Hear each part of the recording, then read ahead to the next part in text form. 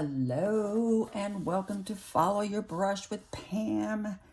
Thanks for watching. I was back here in my studio painting and I'm just kind of amazed by watercolor, and I just wanted to share something with you that I already know but was just kind of reinforced to me like right this minute while I was painting. I have a picture. Let me start with this to show you what I'm going for. And that is this. You see, this picture is a really pretty picture. I'm trying to do it without any reflections of a beach scene that my grandson had taken and sent to me when he was in Boston last summer, with the low-hanging clouds and the billowy clouds, and it's just such a gorgeous picture. There's not a whole lot of color to it, so it's kind of good as far as values are concerned. So I thought I would try it. So here was my first go. I went with this is still drying, by the way, so this is totally not a finished product by any means or stretch of the imagination. Because there was that white strip between the sky and the water, I did put a strip of tape here. This indigo handmade cotton rag paper is very, very textured. Yeah, I bought it. It just arrived yesterday because I'm doing a lot of Christmas gifts with paintings. It comes in this Wiro pad, and you can see the texture and the deckled edges, and it's such a different. It has these vellum papers in between to protect your paper because it is handmade and textured so much. It's different to work with. Really super absorbent, and this is still drying. It's puffy because I really wet it down. It's also still cool to the touch. If you touch with the back of your hand and it's still cool, you also know it's damp. It's not dry yet. When it does dry, this will go flat. So these are just some observations I thought I'd just pass along because things that don't always get talked about. So I am going to go back over this one with more color when it's dry. I don't use a hair dryer because I like to just kind of let it do what it wants to do, the watercolor. So while that was drying, I picked up my little Arches pad and I thought, just for the fun of it, let me just kind of do something on this.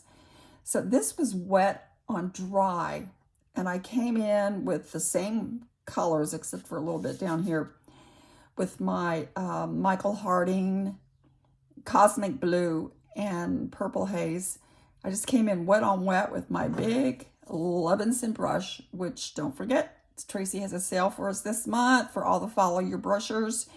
15% off any purchase on his website, which I will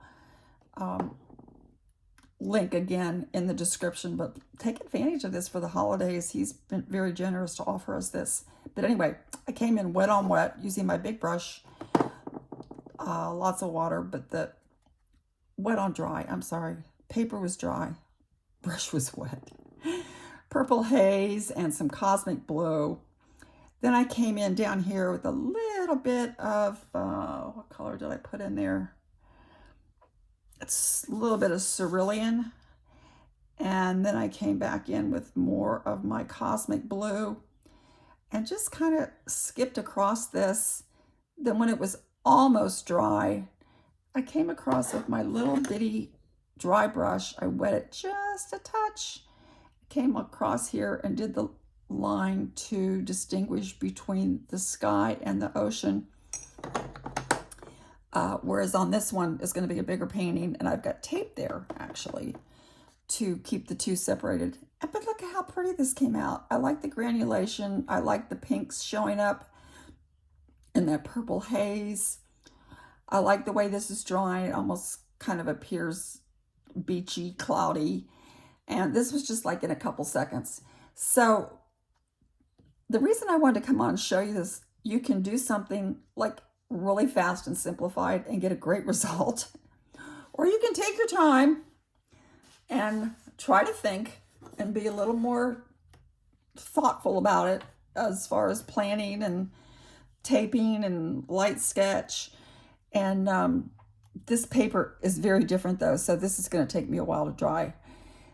Because I did come back in and add some colors, you can see there's granulation. I got a little bit of blooms here, but you know what? I don't mind that because this is a cloudy sky and it was quite billowy and quite cloudy and billowy. So the blooms actually kind of help. I like the granulation and the paint colors. And when this is totally dry, I'll come back in and work on it again. But I just wanted to pop on really fast. One, to remind you about our discount with Tracy that he's offering for his brushes. Don't forget that. And then also just to show you the difference between doing something simplified quickly. It still can come out as a pretty painting. And just do it.